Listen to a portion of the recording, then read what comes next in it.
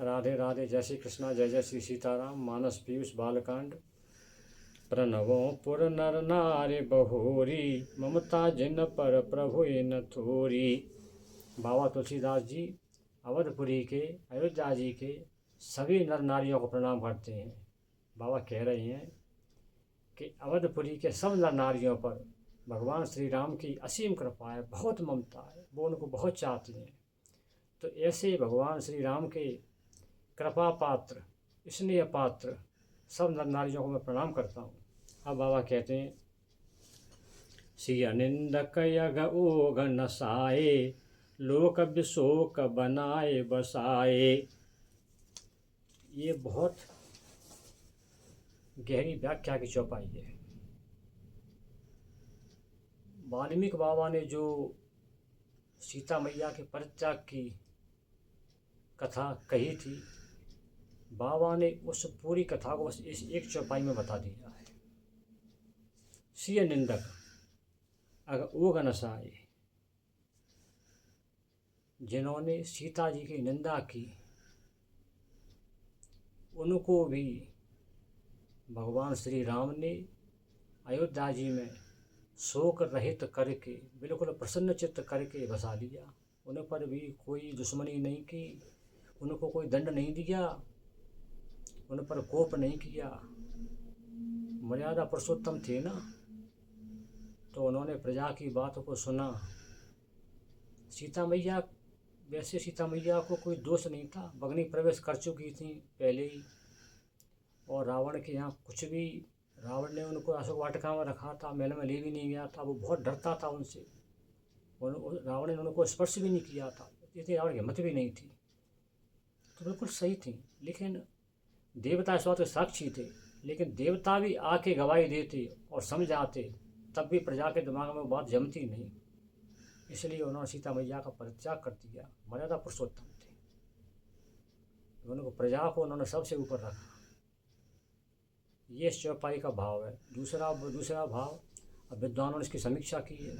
क्या है कि एक बार सीता मैया ने भगवान श्री राम से कहा कि देवता मुझसे बार बार कहते हैं प्रभु कि अब अपना वैकुंठ धाम जाने का समय आ गया है, अब अपने को पृथ्वी लोक छोड़ना पड़ेगा, तो पहले मैं चली जाऊं तब तुम जाओ। भाव तो स्वागल का था ना, स्वागल का बाला भावी था ना, पहले मैं जाऊंगी तब तुम जाओगी महाराज, अब क्या करना चाहिए। तो भगवान श्री राम ने कहा कि देवी मुझे पता है, मैं जानता हूँ इस बात को, देवता इस बात को चाह रहे हैं, कह रहे हैं, इसका उपाय मैं तुमको बताता हूँ। अब भगवान ने लीला की।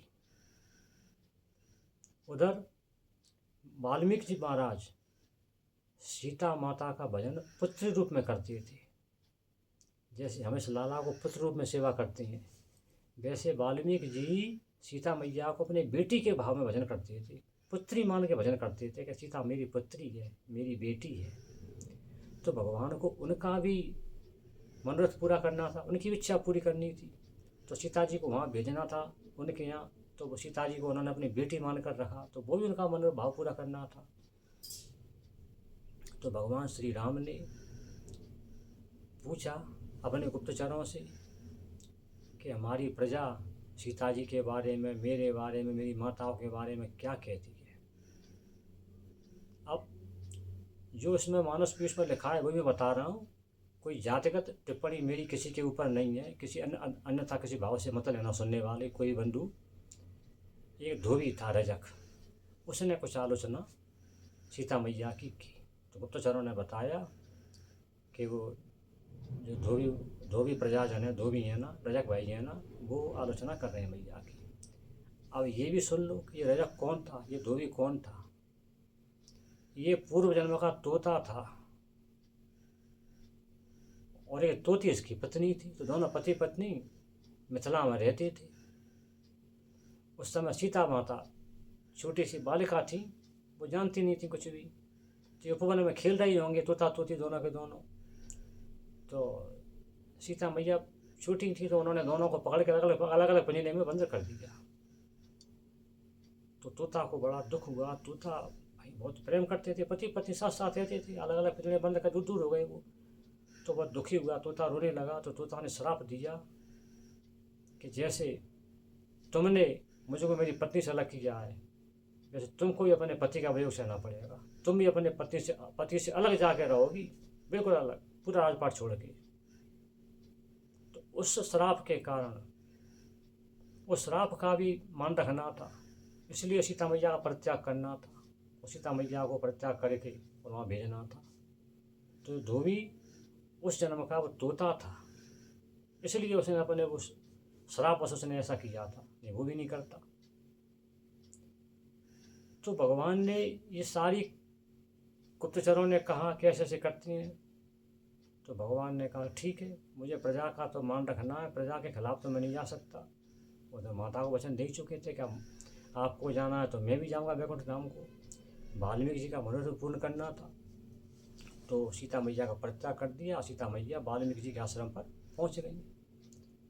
अब भगवान श्री राम की सेना में कुछ लोगों को इस बात का गर्व था कि हमने रावण को जीत लिया, हम बड़े बलशाली हैं, हमको कौन लगता है, हम तो परम बलशाली हैं। तो भगवान किसी का अपने भक्त का घमंड नहीं रहने देते, अपने भक्त के घमंड को भगवान तोड़ देते हैं किसी प्रकार से। तो उनके भक्त थे, तो अपने बेटों के द्वारा उनको पराजित करवा के उनका घमंड तोड़ दिया कि तुम्हें कोई बल नहीं है। ये तो नाम जप की कृपा थी, भगवान की कृपा थी।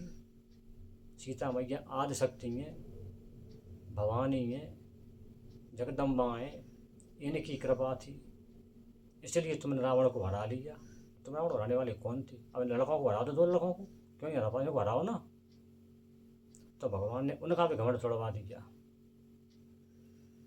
लेकिन अंत में हुआ क्या कि भगवान ने उस धोबी से कुछ नहीं कहा, उस रजक भैया से कुछ नहीं कहा, न तो उसको दंड दिया, न उसके खिलाफ कोई मुकदमा चलाया, न उसको कोई देश से निकाला। बड़े सम्मान के साथ, आदर के साथ उसको अयोध्यापुरी में ही बसाया, क्योंकि अयोध्यापुरी में शोक तो था ही नहीं। ये शोक रहित नगरी थी, यहाँ किसी को शोक तो होता ही नहीं था। तो भैया उनको, रजक भैया को शोक किस बात का होता कि प्रभु की लीला थी, प्रभु को करनी थी, उनका कोई दोष नहीं था। तो भगवान ने उनको कुछ नहीं किया।